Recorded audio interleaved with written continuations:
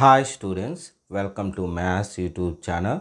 ఈరోజు మనం చెప్పుకోబోయే topic 100 days 100 problems day 66. Already ఇందులో 65 వీడియోస్ చేశాను. ఆ వీడియోస్ అన్నీ మీరు చూడాలనుకుంటే మీకు రైట్ సైడ్ టాప్లో ఆల్ ఇంపార్టెంట్ క్వశ్చన్స్ లేదా 100 ఇంపార్టెంట్ ప్రాబ్లమ్స్ అని వస్తుంది. దాన్ని క్లిక్ చేస్తే ఆ వీడియోస్ అన్నీ 1 by 1 మీరు చూడొచ్చు. అలాగే డే 65, డే 64, డే 63 అని కూడా ఒకదాని తర్వాత ఒకటి రైట్ సైడ్ టాప్లో కనిపిస్తుంది. వాటిని క్లిక్ చేసిన ఆ డేస్లో ఏ ప్రాబ్లం అయితే నేను ఎక్స్ప్లెయిన్ చేశానో అవి కూడా మీరు నీట్గా చూడొచ్చు. సో ఒక వీడియో నుండి ఇంకో వీడియో మీరు చూసుకునే విధంగా నేను వీడియోస్ తయారు చేశాను. ఒక్క వీడియో దొరికినా నాది ఆటోమేటిక్గా మిగిలిన అన్ని వీడియోస్ మీకు ఒకదాని తర్వాత ఒకటి చూసే విధంగా ఏర్పాటు చేయడం జరిగింది. ఓకేనా? సో మనం ఈరోజు టాపిక్లోకి వెళ్తే డే 66 కాబట్టి 66 మోడల్ క్వశ్చన్. ఇది కూడా ట్రిగనామెట్రీకి సంబంధించిన క్వశ్చను. 4 మార్క్స్కి అడిగే ఛాన్స్ ఉన్న క్వశ్చన్ అన్నమాట.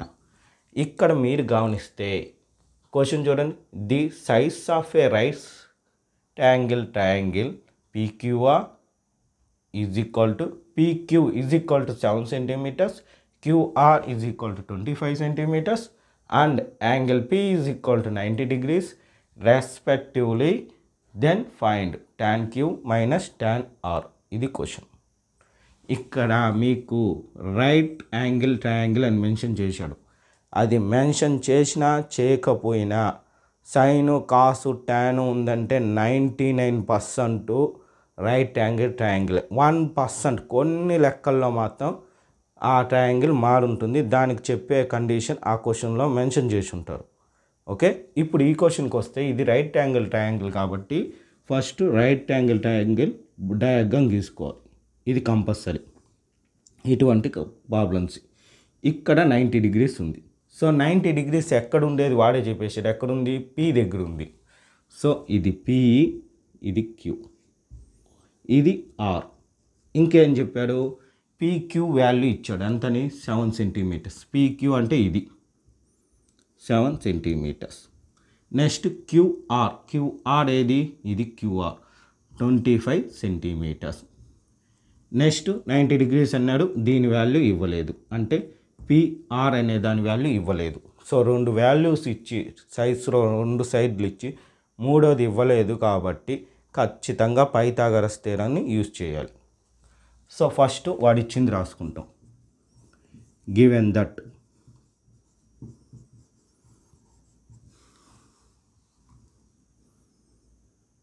PQR is a right angle triangle. ఇది వాడు మెన్షన్ చేశాడు కాబట్టి మనం కూడా ఖచ్చితంగా రాయాలి. తర్వాత ఏం చెప్పాడు? PQ is equal to 7 centimeters, QR is equal to 25 centimeters, angle P is equal to 90 degrees. ఇవి వాడు మెన్షన్ చేసింది. ఇవి 1 by 1 రాశాం. ఇప్పుడు మనం ఏం చెప్పాను? పైథాగరస్ థియరమ్ని యూజ్ చేసి కనుక్కోవాలన్నా. సో అదే రాయాలి. బై యూజింగ్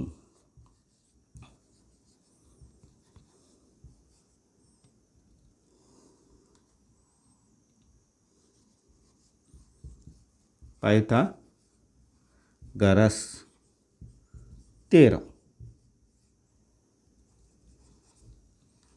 సో ఏమి? నార్మల్గా అయితే దీని ఫార్ములా ఏమి? Hypotenuse square is equal to side square plus side square. ఇది ఫార్ములా. అయితే దీనికి మనం దీన్ని యూజ్ చేస్తాం. హైపోటెన్యూస్ అంటే QR స్క్వేర్, సైడ్ స్క్వేర్ అంటే PQ స్క్వేరు, ఇంకో సైడ్ స్క్వేర్ వచ్చి PR స్క్వేర్. ఇప్పుడు వాల్యూస్ రాస్తాం. దీని వాల్యూ అంతా 25 స్క్వేర్, PQ వాల్యూ వచ్చి 7 స్క్వేర్, దీని వాల్యూ తెలియదు, PR వాల్యూ అలాగ రాస్తాం. సో 25 స్క్వేర్ అంటే 625 ఈజ్ ఈక్వల్ టు 7 స్క్వేర్ అంటే 49 ప్లస్ PR స్క్వేర్. ఈ సైడ్కి వస్తే 625 minus 49 is equal to PR square. ఇది సబ్స్టిట్యూట్ చేస్తే అంటే సబ్ట్రాక్షన్ చేస్తే మనకి ఎంత వస్తుంది? 576 is equal to PQ square. Next PR is equal to root of 576. దీని వాల్యూ ఖచ్చితంగా మనం నేర్చుకొని ఉండాలి. ఎంత? 24. ఇప్పుడు దీన్ని డయాగ్రామ్లో రాస్తాం. ఎంత వచ్చింది? 24. ఇప్పుడు వాడు ఏం కనుక్కోమన్నాడు? దాన్ని కనుక్కున్నామంటే చాలు. వాడు ఏం కనుక్కోమన్నాడు? tan Q అన్నాడు. tan Q minus tan R is equal to, ఇక్కడ మనం జాగ్రత్తగా గమనించాల్సింది ఏమంటే, ఇక్కడ 2 ఇచ్చాడు. నార్మల్గా tan Aనో tan Bనో లేదా tan θనో ఇస్తాడు. కానీ ఇక్కడ tan Q tan R అని 2 ఇచ్చాడు. సో ఫస్ట్ ట్యాన్కి ఫార్ములా తెలియాలి. ట్యాన్కి ఏం formula? Opposite side by adjusted side. కానీ ఇక్కడ టీటా లేదు, ఎక్కడుందో తెలియదు. ఒకసారి ఫస్ట్ దానిలో Q అన్నాడు అంటే ఇక్కడ ఫస్ట్ టైం ఇక్కడ టీటా ఉంది. సెకండ్ టైం దానికి వెళ్ళే కాడికి ఇక్కడికి వెళ్ళిపోయింది ఆ theta. So based on that theta we can solve the problem. అంటే ఏం చేయాలి? ఫస్ట్ tan Qకి అంటే ఇక్కడ ఉన్నాము, ఫస్ట్ ఇక్కడ ఉంది టీటా. ఈ టీటాకి ఆపోజిట్ సైడ్ ఏంటి? PR బై ఈ టీటాకి అడ్జస్టెడ్ సైడ్ ఏంటి? PQ. ఓకేనా? ఇలా రాస్తాం PQ. నెక్స్ట్ ఏమి? టీటా ఇక్కడ లేదు, ఇక్కడికి వెళ్ళిపోయింది. ఎందుకు వెళ్ళింది? tan R గురించి అడిగాడు కాబట్టి టీటా ఇక్కడికి వెళ్ళింది. ఇక్కడికి వెళ్ళినప్పుడు దీనికి ఆపోజిట్ సైడ్ ఏమవుతుంది? PQ. మరి అడ్జస్టెడ్ సైడు PR. సో ఇక్కడ మీరు గమనిస్తే ఈ రెండే మారుతాండి. హైపోటెనిస్ అనేది చేంజ్ అవ్వదు, ఎప్పటికీ హైపోటెనిస్ అదే. ఎందుకంటే 90 డిగ్రీస్కి ఆపోజిట్లో ఉండేది హైపోటెనిస్. ఇప్పుడు వీటి వాల్యూస్ రాద్దాం.